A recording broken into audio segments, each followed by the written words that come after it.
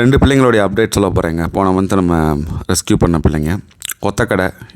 First படுத்தே கிடப்பான், எந்திரிக்க மாட்டான், பெருசாக எனர்ஜி இருக்காது. இப்போ பார்த்தா கடிக்கிற அளவுக்கு எனர்ஜி வந்துடுச்சு. ஸோ அதனால் போய் கொஞ்சம் அந்த காதை பிடிச்சி கப்பு போட்டேன். போய்ட்டு க்ளீன் பண்ணோங்க.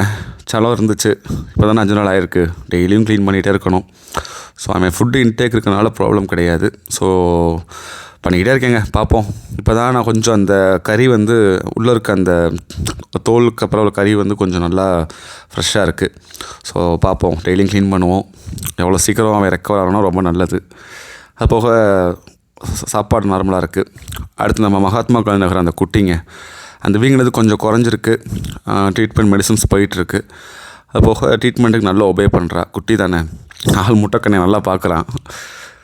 சரிங்க. அது போக இன்னொன்று சொல்ல வந்தேங்க. நம்ம ரெஸ்க்யூ பண்ணதுக்கப்புறம் நம்ம அந்த பிள்ளைங்களுக்கு எந்த அளவுக்கு நம்ம எஃபர்ட் போடுறோம், எஃபர்ட் மீன்ஸ் முயற்சி பண்ணுறோம்.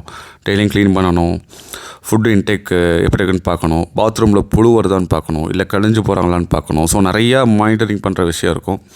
இதெல்லாம் நான் உங்களுக்கு காமிக்கணும். ஏன்னா அங்கே தூக்கிட்டா அவ்வளோதான், வேலை முடிஞ்சுச்சு அப்படின்னு நிறையா பேர் நினைக்கிறீங்க.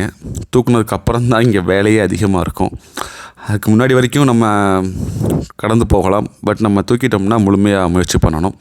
அது போக இந்த டிக் ஸ்ப்ரே வந்து அடிக்கணுங்க. ஏன்னா டிக் வந்து ஷெல்டர் கான்செப்டில் கண்ட்ரோல் பண்ணுறது ரொம்ப கஷ்டம். முடிஞ்ச வரைக்கும் நான் கண்ட்ரோல் பண்ணிக்கிட்டே இருக்கேன்.